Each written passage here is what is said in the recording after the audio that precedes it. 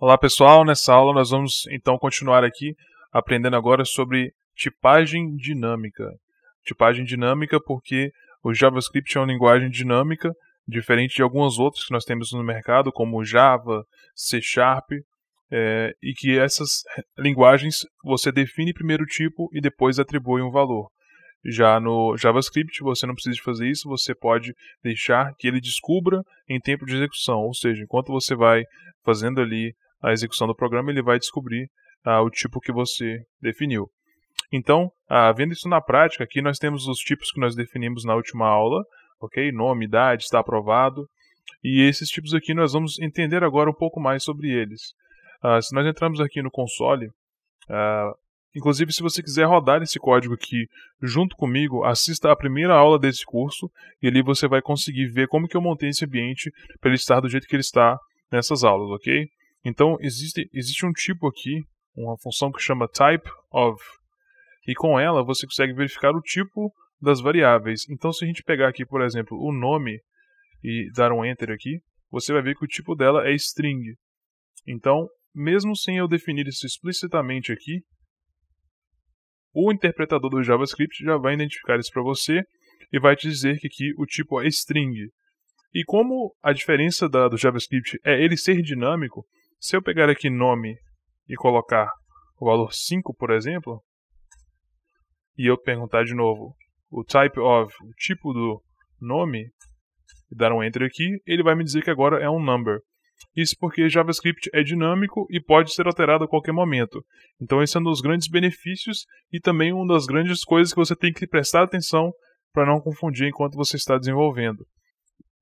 Se nós olharmos aqui o valor, o tipo de idade, typeOf idade, você pode ver que é um number, ok? Então, ele vai identificar simplesmente pelo fato de você ter atribuído aqui um valor como um number, ok? Então, existe também em outras linguagens os valores decimais, como por exemplo 25.5. Para o JavaScript, não existe uma diferenciação. Então, se eu fazer aqui idade igual a 25.05, por exemplo, eu passar esse valor para dentro da variável idade e eu verificar novamente o tipo dela, você vai ver que ela continua sendo um number. Isso porque não tem diferenciação de números inteiros para números com pontos decimais, ok? Com números ali decimais após o ponto. Então isso não existe a diferenciação disso no JavaScript. Se nós olharmos aqui em está aprovado, o typeOf está aprovado, você pode imaginar que seja booleano e você estaria correto. E aqui, só para demonstrar novamente aqui, se nós tentarmos dar um está aprovado igual a 10, ele vai, e nós verificarmos novamente o tipo dele, você vai ver que agora ele é um number, apesar de anteriormente ser um booleano. Então vamos apagar isso aqui para ficar um pouco mais limpo. Aperte aí no seu teclado Ctrl L, você vai apagar tudo.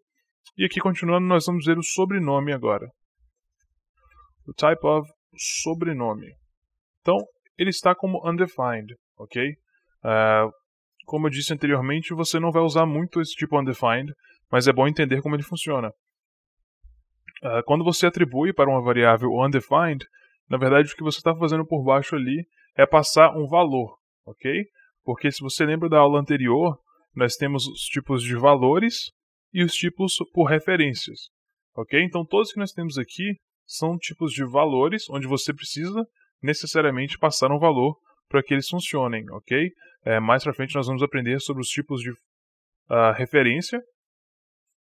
E por último, nós temos aqui cor selecionada. Então vamos ver, typeOf cor selecionada. Ele é um object, é um objeto. Então, por que ele é um objeto? Ok? O que seria um objeto? Isso é o tópico da nossa próxima aula, ok?